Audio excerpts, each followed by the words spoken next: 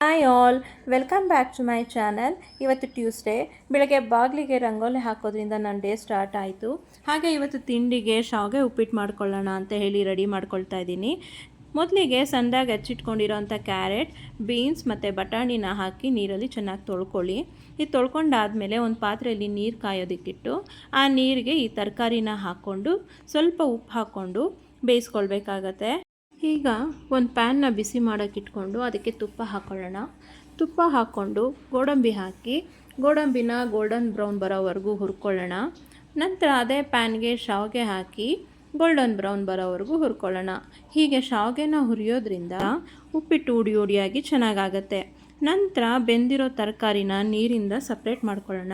ಹಾಗೆ ಅದೇ ನೀರಿಗೆ ಶಾವಿಗೆ ಹಾಕಿ ಮಿಕ್ಸ್ ಮಾಡಿ ಸ್ವಲ್ಪ ಹೊತ್ತು ಬಿಡೋಣ. ಶಾವಿಗೆ ಮೆತ್ತಗಾದ ನಂತರ ಇದನ್ನು ಶೋಧಿಸ್ಕೊಂಡು ಅದಕ್ಕೆ ಸ್ವಲ್ಪ ತಣ್ಣೀರು ಹಾಕಿ ಸ್ವಲ್ಪ ಹೊತ್ತು ಹಾಗೆ ಬಿಡಬೇಕಾಗತ್ತೆ. ಹೀಗೆ ಬಿಡೋದ್ರಿಂದ ಶಾವಿಗೆ ಉಡಿ ಉಡಿಯಾಗಿ ಆಗುತ್ತೆ.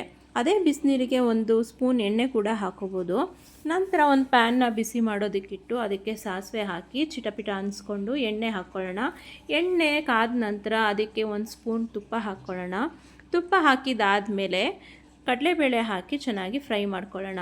ನಂತರ ಸಣ್ಣದಾಗಿ ಹಚ್ಚಿಟ್ಕೊಂಡಿರೋ ಅಂಥ ಈರುಳ್ಳಿ, ಹಸಿಮೆಣಸಿನ್ಕಾಯಿ ಮತ್ತು ಕೊತ್ತಂಬರಿ ಸೊಪ್ಪನ್ನು ಹಾಕ್ಕೊಂಡು ಚೆನ್ನಾಗಿ ಫ್ರೈ ಮಾಡ್ಕೊಳ್ಳೋಣ.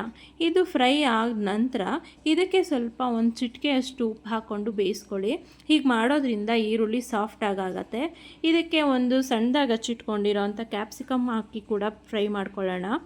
ಇದು ಚೆನ್ನಾಗಿ ಫ್ರೈ ಆದ ನಂತರ ನಾವೇನು ಹುರಿದಿಟ್ಕೊಂಡಿರೋ ಅಂಥ ಗೋಡಂಬಿ ಇದೆಯಲ್ಲ ಅದನ್ನು ಇದಕ್ಕೆ ಆ್ಯಡ್ ಮಾಡ್ಕೊಳ್ಳೋಣ.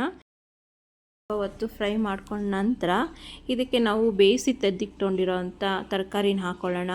ತರಕಾರಿನೂ ಸಹ ಸ್ವಲ್ಪ ಹೊತ್ತು ಚೆನ್ನಾಗಿ ಫ್ರೈ ಮಾಡಿಕೊಂಡು ಬೇಯಿಸಿಟ್ಕೊಂಡಿರೋ ಅಂಥ ಶಾವಿಗೆನ ಇದಕ್ಕೆ ಹಾಕಿ ಚೆನ್ನಾಗಿ ಮಿಕ್ಸ್ ಮಾಡಬೇಕು. ಇದು ಸ್ವಲ್ಪ ಮುದ್ದೆ ಥರ ಆಗುತ್ತೆ, ಹಾಗಾಗಿ ಮಿಕ್ಸ್ ಮಾಡ್ತಾ ಇರಬೇಕಾಗತ್ತೆ. ಮಿಕ್ಸ್ ಮಾಡಿಕೊಂಡು ಕೊನೆಯಲ್ಲಿ ನೀವು ಸ್ವಲ್ಪ ಇದಕ್ಕೆ ಕಾಯಿ ತುರಿ ಹಾಕ್ಕೊಬೋದು. ಕಾಯಿ ತುರಿ ಮತ್ತು ನಿಂಬೆಹಣ್ಣು ಹುಳಿ ಹಾಕ್ಕೊಂಡ್ರೆ ಶಾವಿಗೆ ಉಪ್ಪಿಟ್ಟು ತುಂಬ ಚೆನ್ನಾಗಾಗತ್ತೆ. ಇದನ್ನು ಚೆನ್ನಾಗಿ ಮಿಕ್ಸ್ ಮಾಡ್ಕೊಂಡ ನಂತರ ಸ್ಟವ್ ಆಫ್ ಮಾಡಿ ಕೊನೆಯಲ್ಲಿ ಸಣ್ಣದಾಗಿ ಹಚ್ಚಿಟ್ಕೊಂಡಿರೋ ಅಂಥ ಕೊತ್ತಂಬರಿ ಸೊಪ್ಪು ಹಾಕ್ಕೊಂಡು ಮಿಕ್ಸ್ ಮಾಡ್ಕೊಳ್ಳಿ. ಇದಕ್ಕೆ ಸ್ವಲ್ಪ ನಿಂಬೆಹಣ್ಣು ಹುಳಿ ಕೂಡ ಸೇರಿಸ್ಕೊಳ್ಬೋದು. ಈಗ ರುಚಿಯಾದ ಟೇಸ್ಟಿಯಾದ ಶಾವಿಗೆ ಉಪ್ಪಿಟ್ಟು ರೆಡಿ ಆಗುತ್ತೆ. ಲಂಚ್ ಬಾಕ್ಸ್ ಕೂಡ ಚೆನ್ನಾಗಿರುತ್ತೆ. ನೀವು ಮಾಡಿಕೊಂಡು ಟೇಸ್ಟ್ ಹೇಗಿದೆ ಅಂತ ಹೇಳಿ.